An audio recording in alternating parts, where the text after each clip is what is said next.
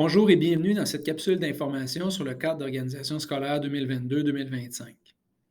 La présente capsule va traiter spécifiquement de la relocalisation partielle de l'école primaire du Trait-d'Union pendant la réalisation des travaux de démolition et de reconstruction de l'école. Donc, nous avons à l'école du Trait-d'Union deux bâtisses.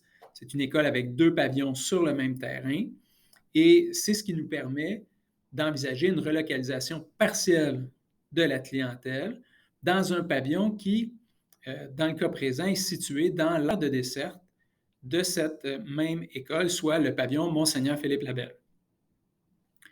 Donc, si on regarde la carte et le scénario, ce que l'on a, on a ici l'école du Trait-d'Union et ses deux bâtisses, et on a à proximité le pavillon Monseigneur-Philippe Labelle, qui, lui, pourrait accueillir pour l'année scolaire 2022-2023, et je devrais dire 2023-2024, parce que c'est un projet qui va se réaliser sur 2 années scolaires. Donc, ce pavillon-là pourrait accueillir une portion de la clientèle de l'école du Trait-d'Union.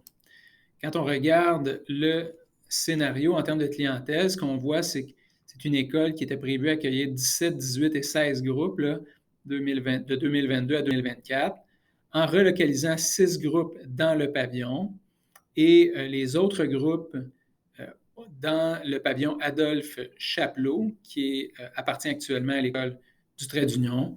On arrive à l'objectif là, de relocaliser l'ensemble, en fait, pas de relocaliser, mais d'asseoir l'ensemble de la clientèle pour les 2 années qui sont prévues, que sont prévues le chantier. Donc voilà.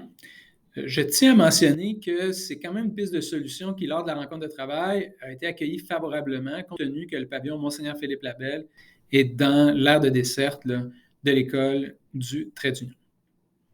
Je vous remercie de l'intérêt que vous portez à notre consultation sur le cadre d'organisation scolaire. Bonne fin de journée.